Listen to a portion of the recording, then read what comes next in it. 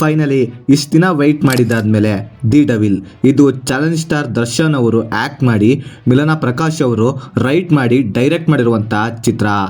ಇನ್ನು ನಾನು early morning ಶೋಗೆ ಹೋಗಿದ್ದೆ ವಿತೌಟ್ ಯಾವುದೇ ಎಕ್ಸ್ಪೆಕ್ಟೇಷನ್ ಇಲ್ಲದೆ. ಆದರೆ ಸಿನಿಮಾ ನನಗೆ ಸ್ವಲ್ಪ ಡಿಸಪಾಯಿಂಟ್ ಮಾಡ್ತು. ಇನ್ನು ಇದರ ಕತೆ ವಿಷಯಕ್ಕೆ ಬರೋದಾದರೆ CM ರಾಜಶೇಖರ್ ಈಗ ಭ್ರಷ್ಟಾಚಾರದ ಆರೋಪದ ಮೇಲೆ ಅರೆಸ್ಟ್ ಆಗಿರ್ತಾನೆ. ಈಗ ಆ CM ಕುರ್ಚಿ ಮೇಲೆ ವೈರಿಗಳ ಕಣ್ಣು ಬಿದ್ದಿರುತ್ತೆ. ಸೊ ಮುಂದೆ ಆ ಪ್ಲೇಸಿಗೆ ಬರೋದಾದರೂ ಯಾರು, ಹಾಗೆ ಈ ಡೆವಿಲ್ ಯಾರು, ಇವನ ಕ್ಯಾರೆಕ್ಟರ್ ಎಂಥದ್ದು ಅಂತ ನೀವು ಸಿನಿಮಾದಲ್ಲೇ ನೋಡಿ ತಿಳ್ಕೊಬೇಕು. ಇನ್ನು ಸಿನಿಮಾದಲ್ಲಿ ನನಗೆ ವರ್ಕ್ ಆಗಿದೆ ಅಂದರೆ ಇದರ ಕ್ಯಾರೆಕ್ಟರ್ ಡಿಸೈನ್.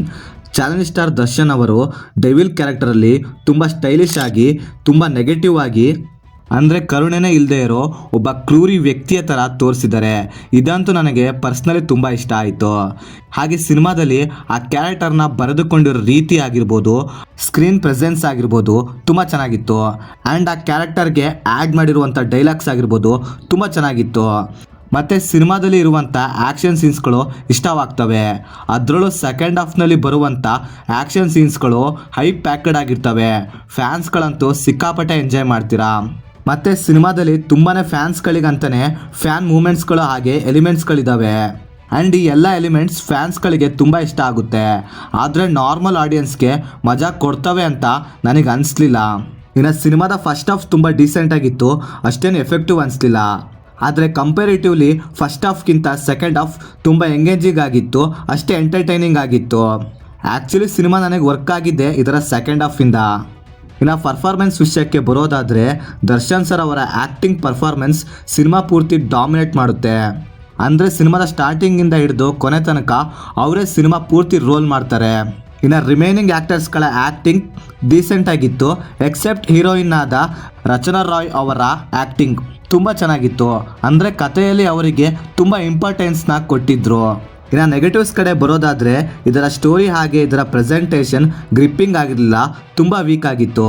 ಅಂದರೆ ಇದರ ಸ್ಟೋರಿ ತುಂಬ ಹಳೇದಾಗಿತ್ತು, ಎಲ್ಲೂ ಕೂಡ ಸಿನಿಮಾದಲ್ಲಿ ಹೊಸತನ ಅಂತ ಕಾಣಿಸ್ಲಿಲ್ಲ. ಅದರಲ್ಲೂ ಸಿನಿಮಾದ ಫಸ್ಟ್ ಹಾಫ್ ಅಂತೂ ತುಂಬ ಡ್ರ್ಯಾಗ್ ಅನಿಸ್ತು.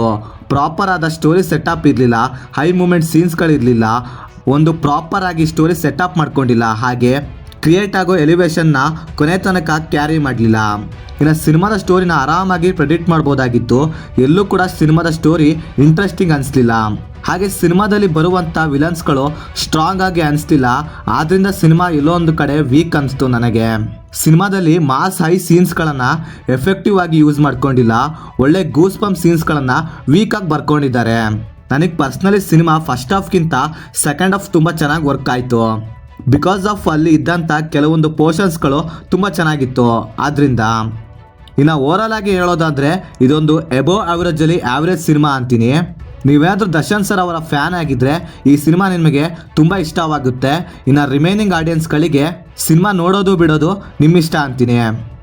ಸೊ ಇದಾಗಿತ್ತು ಫ್ರೆಂಡ್ಸ್ ಡೆವಿಲ್ ಸಿನಿಮಾ ನೋಡಿದಾದ್ಮೇಲೆ ನನ್ನ ಒಪಿನಿಯನ್. ನೀವೇನಾದರೂ ಆಲ್ರೆಡಿ ಸಿನಿಮಾ ನೋಡಿದರೆ ನಿಮಗೇನು ಅನ್ನಿಸ್ತು ಅಂತ ಕೆಳಗಡೆ ಕಮೆಂಟ್ ಮಾಡಿ ತಿಳಿಸಿ. ಹಾಗೆ ಮತ್ತೆ ಬೇರೆ ವಿಡಿಯೋದೊಂದಿಗೆ ಆದಷ್ಟು ಬೇಗ ಸಿಗುವ. By friends.